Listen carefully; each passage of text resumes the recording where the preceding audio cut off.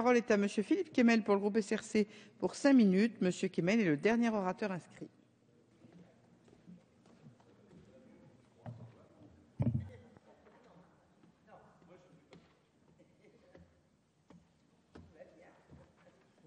Bonsoir. Madame la Présidente, Madame la Ministre, Madame la rapporteure, Monsieur le rapporteur, comme cela vient de se dire, je suis le dernier orateur inscrit et donc beaucoup a déjà été dit. C'est donc sur une intervention qui essaiera d'indiquer 2 ou 3 lignes de force qui pourraient être une ligne à approfondir, Madame la Ministre.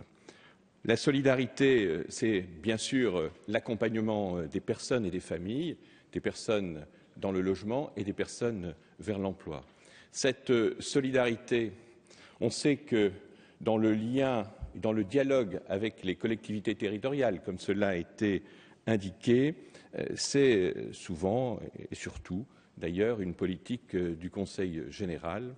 Alors, Madame la Ministre, pour ces politiques d'accompagnement vers le logement, envisagez-vous, dans la décentralisation, dans l'acte 3 de la décentralisation, de travailler pour que, éventuellement, donner plus de compétences au Conseil général, bien sûr, avec les moyens, car en matière de logement et d'accompagnement vers le logement, incontestablement, la politique de proximité est une nécessité.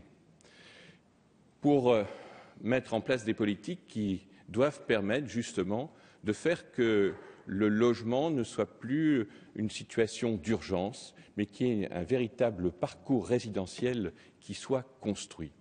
On sait bien que les bailleurs sociaux aujourd'hui peuvent jouer un rôle incontestablement pour que ce parcours résidentiel fonctionne vraiment et que personne ne soit à la rue.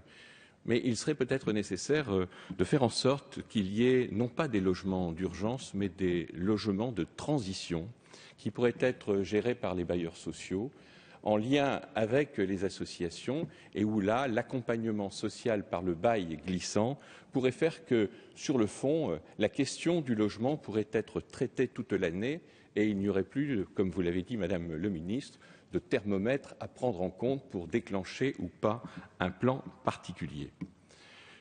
Donc, ça nécessite bien sûr de pouvoir construire et pour la construction, ça nécessite les moyens. Ne peut-on pas regarder du côté des droits de mutation qui sont versés aux collectivités territoriales, qui sont versés aussi d'une part à l'État, pour qu'une partie de ces droits de mutation soit sanctuarisée pour construire ces logements de transition. Par ailleurs, il y a absolument, quand on est dans la difficulté, ça veut dire qu'on n'a pas d'emploi, ça veut dire qu'on est vraiment dans le drame, et pour cela, l'accompagnement social est nécessaire. Et les structures d'accompagnement social existent. Il n'y a pas à ajouter d'autres structures d'accompagnement social à ceux qui existent. On sait que, par exemple, les structures d'accompagnement du RSA fonctionnent remarquablement dans nos territoires. Ne peut-on pas élargir la compétence de ces structures, justement, à cette question du parcours résidentiel au niveau du logement?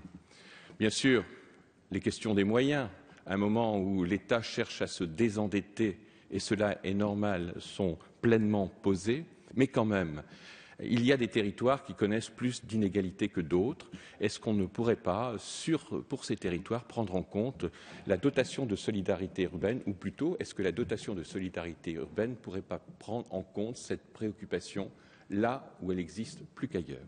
Ce sont des propositions qui viennent s'ajouter aux excellents rapports qui ont été réalisés par les rapporteurs. Et donc, comme dernière intervention, c'était là une modeste contribution. Merci. Merci, monsieur.